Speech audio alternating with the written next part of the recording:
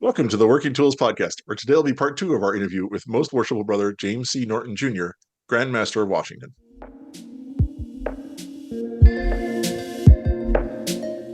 Ladies and gentlemen, brethren all, welcome to the Working Tools Podcast, a casual conversation around Freemasonry. First, it's important to note that our thoughts and opinions are our own and do not reflect those of our Grand Lodge or respective craft or concordant bodies. Please connect with us and ask questions via our website at theworkingtoolspodcast.com.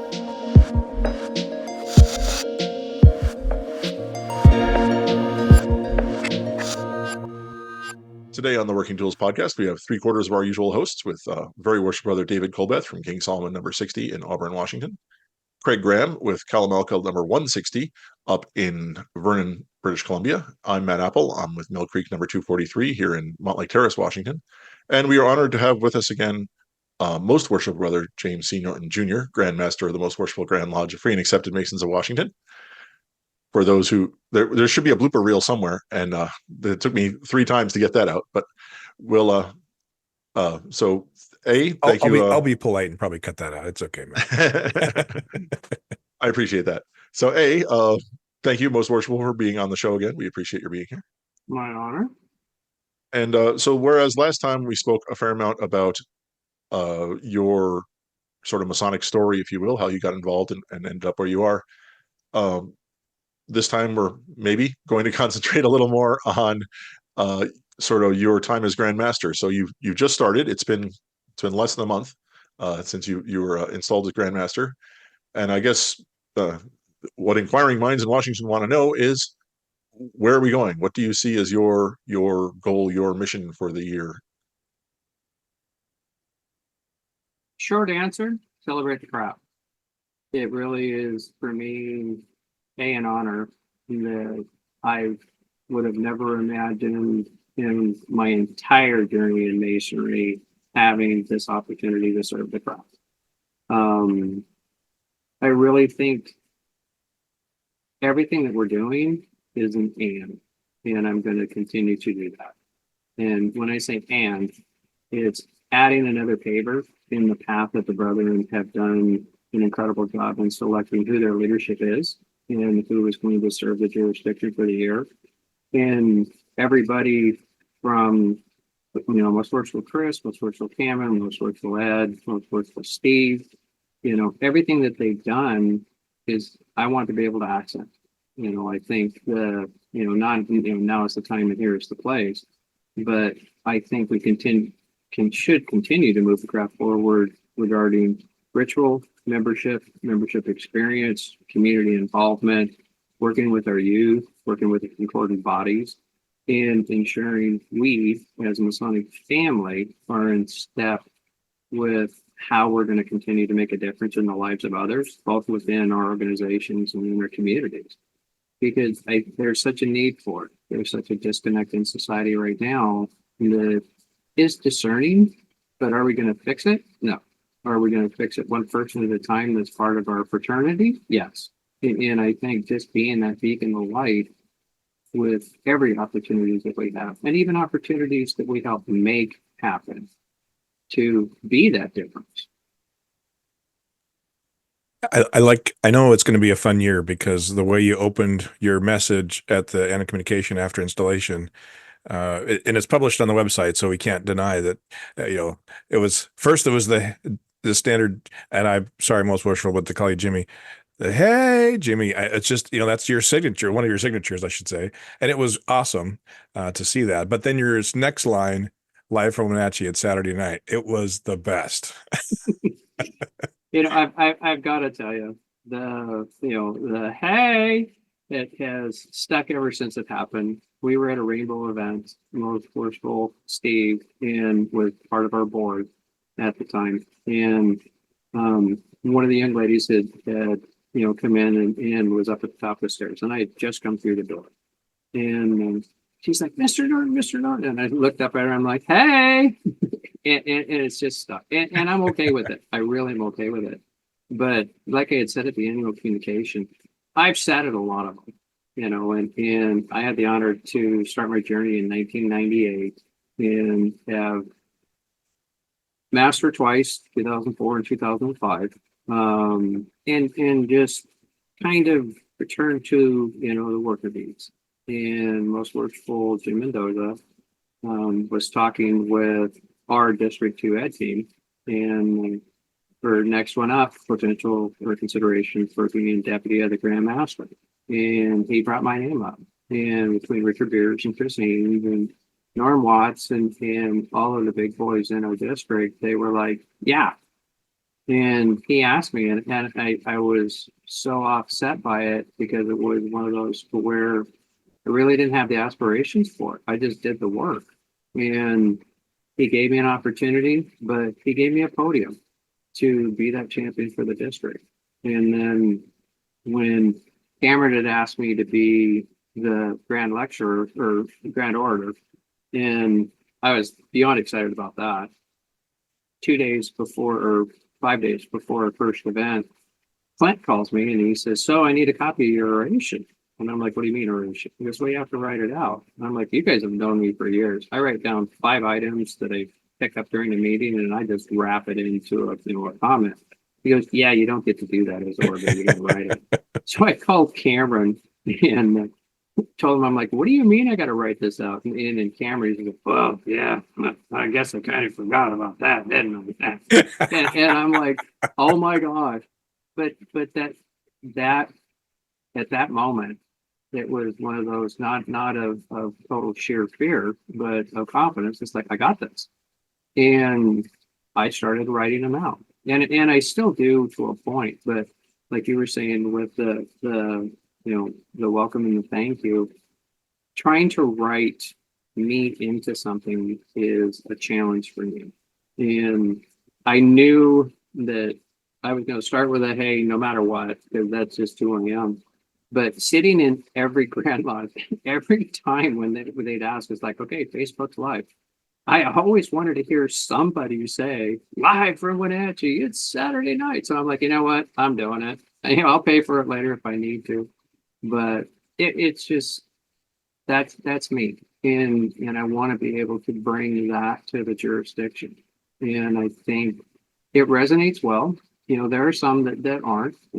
But at the same time, the opportunity to serve our jurisdiction, I don't think should change the person. I think the person should bring who they are and what they are to the jurisdiction because that's what the brethren selected. And my theme for the year is an and. It's an and to every single one of the themes that we've had. And, empower, enlighten, and uplift. Steve's be all in. Ed's know thyself. I mean, when you go through all of them and you look at them, and you brethren have heard me say this, when you wrap them into a story, it tells a story about our craft. From be the difference, to provide light to those who seek it, to build bridges, to communicate, to educate, to learn and change. I mean, pick any one of them and they're great by themselves. But when you encompass them all together, it tells a story of how we are helping make good men better and making a difference in the community. Yeah, I didn't know the actual story behind the hay thing, but I just assumed it was rainbow oriented. Oh yeah. And of course it is. And as you mentioned in your message too, that we as Masons need to engage with the youth groups and not just send them our money. Mm-hmm. And I really appreciate that. I was chairman of our DMLA chapter for 10 years and I don't have a son, but I felt compelled and was connected to a Mason. I'll say this to any other Masons out there. It's not always about the boys. I mean, it became about the boys when I saw them grow and develop themselves. But my initial connection with a brother Mason, and he invited me to an event and I had a great time with him and the boys as well. But I enjoyed my time with him. And that's what kept me with the DMLA during that time. And then I felt more responsible over the years that I had to be part of it. But it was neat to see your message about asking and encouraging the Masons to be engaged with the youth. It's important to me. We've when I was raised in Edmonds, Ellis Nichols, I went through dad training with him and was part of DMLA. We had a Rainbow and we had a Joby Bethel that was met with us in Edmonds, and I was involved with all 3 of those before I ever got engaged or dating him, before I ever was blessed with a child, because that's just what we did. I mean, that is truly just what we did. And I didn't know any different.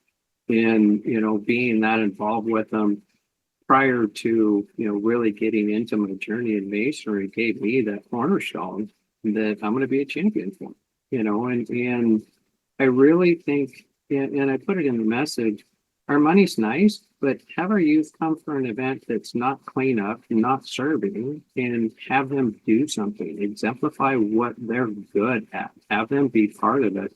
But more especially, I think one of the funnest things I got to do, even before I was master in 2004, go to a shadow night. I drove over to Fort Townsend to go to a shadow night with a brother. And the kids were giddy about having us there. We're bouncing around in the chairs with them. And I really think that, like I said in the message, I understand that throughout our craft on all sides of it, we hear people talk about that our youth are our future. And not that that's wrong, but I really think our youth really are, to me, the reason why we need to do better. They really are, because they've got a vested interest in it. And if we show them that it's fun, it's with a purpose, but it has long lasting effects, they're an inspiration. They really are. Is there anything that you plan on doing as Grandmaster beyond whipping the brothers into a fervor for the youth groups? Is there a project or a plan that we are focusing our actions on, or?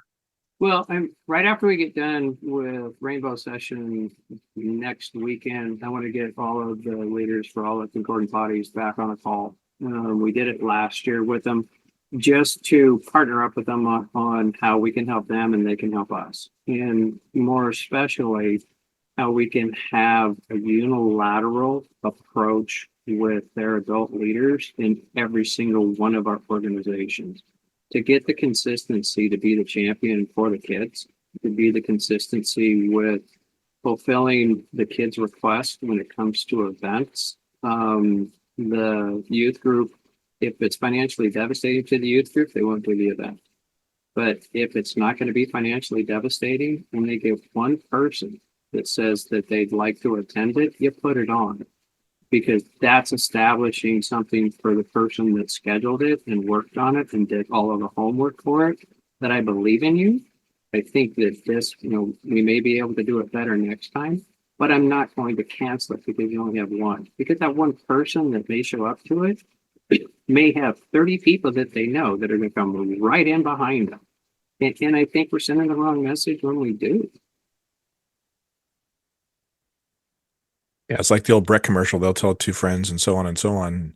And if it's positive, then that positive message will get out. But people unfortunately, do like talking about negative. And if an event's canceled, then they canceled it on me. And so it definitely have to follow through with the things we promise or commit to, for sure. Well, and I think we should. The parameters in all of our youth group are the same thing. If it's financially devastating to the Bethel chapter or the assembly, you don't do it. But if it's not, even if there's nobody that's there, even if it's just their own members that come out to it, when a young boy or a young lady has spent time planning, putting it together, helping coordinate, why would you take and just crumple that up and put it in the trunk? I think that's a louder message than, hey, nobody showed up, but you did a really good job coordinating it, getting this. They are lessons learned. That's the boundaries that we're supposed to provide to. Jimmy, do you see, is there an interest starting to percolate among the youth groups again? I mean, we're seeing numbers start to come up slightly in the craft, and I'm just wondering if there's another generation of kids that are becoming interested in joining again. I think it's a slow movement. There's pockets. Some of the rural areas, not as much as some of the more dense areas are, with people coming in for work, people leaving for work, that kind of a thing. But I think even in the rural areas, when it's a nurturing environment, that's a welcoming environment, that the kids can see themselves in the leaders that are part of it and are welcomed as part of it and encouraged to step out of their box a little bit. We're seeing the numbers come up. Conversely, we're seeing them in pockets that have had the same leadership for 10 years, 12 years, that this is how we've always done it, and that they're a little challenged with it because they won't think outside of the box. They're not open to new ideas. They're not open to, one of the things I say when I'm in training with the youth groups is that if the first thing out or first response is that didn't work 10 years ago or that didn't work 20 years ago, take it out of your, your toolbox, because none of these kids that are in here, most of them are 10, maybe if you're lucky. But when you're going 15 or 20 years ago, they're not even that old. So that's really not a good approach to it. And like I said, the majority of our youth groups it's financially devastating to the Buffalo Assembly or the chapter, they won't do it. And I fully embrace that. But the other side of that coin is that if it's not financially devastating, whether anybody is confirmed to be there or not, don't cancel it, because you're sending the wrong message to the kid that it's just going to fail. And what I found is even ones that have not been RSVP'd to go, 2 or 3 of the youth are there, 2 or 3 of the adults are there. They're having conversations with people, and 2 to 3 weeks later, hey, you get their contact information? We're going to go down and we're going to raise money for the pet shelter this year. We're going to accept donations for this. Would you like to come? And then they start picking it up. And as David said, the bracket, to me, it's Feed Also Soon. But the commercial, they're going to tell 2 friends and they're going to tell 2 friends. And it does work. And as long as our adult leadership remembers that and actually employs that in everything they do, it's been successful. It's when they don't, that they don't see that they're hampering the growth of it. And then they'll see youth that are within 5 to 10 miles of that assembly, Bethel, or chapter that are now parts of someone that are 15 to 20 miles away because they got that welcome environment when they went there.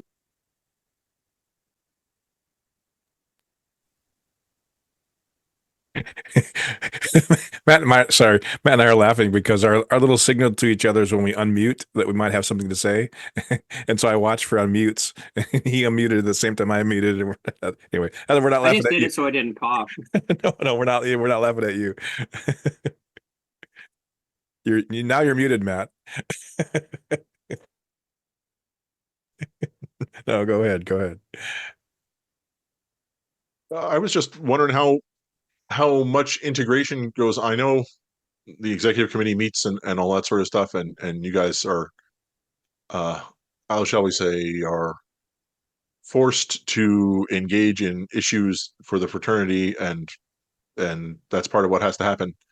But how much of the time of the upper echelons, like the executive committee and stuff, is spent on like planning for the future and determining where in the next, whatever, 15, 20 years we want to be, as opposed to dealing with the problem that's right in front of us, kind of thing? I'd say it's probably 70-30, 80-20, and it's cyclical. Don't get me wrong. There's time when, and I think I said it prior, the craft is doing an incredibly blessed job of next one up being an and. And when I say that and, they're selecting brethren that will accent what's been done before and add their own flavor and touch to it. And to me, that's beyond a blessing to the membership. It is. Because nobody's really been set up to be a one and done. And when we're in executive session and we're going through concerns and issues in the jurisdiction, part of it is that open communication and dialogue with the deputy grand, senior grand, junior grand. What are you looking for? Have you thought about what you're looking for? What's going to be kind of not necessarily your theme, but what's your passion? How can we accent that and start to put those favors in the path so that it's already, the wheels are greased, per se, when it goes, it's your opportunity. We have 52 weeks. Craft has blessed us to have this position for 52 weeks. And when you look at our calendars and schedules, we average anywhere from 125 to 170 events in 52 weeks. So, we're flying when we get here, and you hope it's all executed. But at the same time, you've got to be able to learn and change. You have to be able to pivot if something comes up, because I've seen in my tenure in the craft, those that have the blinders on, and this is where I'm going full speed ahead. You can yell at them all you want, you're going to hit the wall. But if you're not willing to learn and change on it and pivot to what works, it's going to me, it's going to impact the progress that the craft has made. So if we're already setting up in the favors for, Roger, right works for Roger, who's our deputy grand, right works for Chris, who's our senior, and right works for Bill, who's our junior, to help get that light to shine a little bit around the corner on what they're passionate about. And we're going to maintain that momentum. And to me, I think that's the keyest thing that we've been able to have for a while right now, is embrace that we have the momentum and continue it. Not at all costs, but don't pull it off, stop on anything, and then go a different direction. Yeah, I appreciate how the 6 supports have come back into alignment, if you will, at the XCOM level and the Grand Lodge level, and then also encouraging the lodges to focus on that as something they can implement, not only for as to understand how the Grand Lodge is trying to do it, but how they can utilize that framework as a success tool for their own lodge as well. Well, and when you look at it, the membership experience, Masonic education, leadership and management, beyond a lodge, philanthropic, and technology. Okay. If you take a look at executing half of those, the majority of the lodges and majority of our youth groups as well, but our fraternity as a whole is going to be better off. And I think having that constant message, our ritual and excellence that we're pursuing with this year, we've kind of tweaked things, because our grand historian and our grand lecturer have usually been 1-year terms, and they are 1-year terms according to our rules of engagement. But both of them are been passed by me, by Roger, and by Chris, so that we can get to a pretty big celebration in Chris's year, if elected, that we've got that symmetry, we've got that movement that's on it. And I think that forethought that we're doing from a grand jurisdiction is, from my traveling around, I won't say around the world, but traveling around the US and being in a few foreign countries, doesn't exist. And a lot of it doesn't. It's a one and done. My year. And I think if I've accomplished something during this year, I want to ensure that the brethren understand that you selected me to serve, but it's our year. It's our journey to take our jurisdiction and continue that momentum and that movement that we have, and for those that come behind. I know I'm the one that was elected. I'm the one that has to make the decision and sign off as Grand Master. But the brethren gave me this opportunity to be a poster child for Masonry in Washington and around, and I am going to enjoy every minute of it, good, bad, or ugly. I see you're going to coordinate, I shouldn't say piggyback or whatever, but you're coordinating with Most Worshipful Steve in his efforts to develop a scholarship, to expand the scholarship program for youth. Can you talk a little bit about that, what you're doing and what is in place? Yeah, happy to. We're still working with Washington Masonic Charities, which is my charities for the year, which is our charity, and specifically for youth scholarship. My approach on it is really similar to Most Worshipful Steve. That's why we're looking at potentially combining the funds for it, just because we get a bigger bang in our returns and have more scholarships, and having, say $250,000 scholarships that are available. If we put, $250,000 or $300,000 into an account, the amount of money that we're going to get back on returns gives us more opportunity to serve others. Trades, continuing education schools are important to me. Underserved communities, underserved youth is important to me, because not everybody's going to go to college to get a bachelor's degree, and like we had talked about on prior cast, that I haven't been in school since 1982. I came out of school, planned on going to the military, didn't happen, fell into the electrical industry I didn't know existed. In 45 years later, I'm still doing it and making an incredibly blessed company and an incredibly blessed living that's helped me get where I'm at. That opportunity is not there. You know, when I see entry jobs coming in for truck drivers, they're required to have a bachelor's degree or they're required to have college, and I don't see the fit for it. But I think our trade schools provide an opportunity for men, women, underserved communities, underserved youth, that they can have a livelihood that can sustain them. And I really want to encourage that so that they can, because not everybody's going to go to college. And I don't, my own personal opinion, I don't think you need a college degree to be a bag person at QFC. I just don't.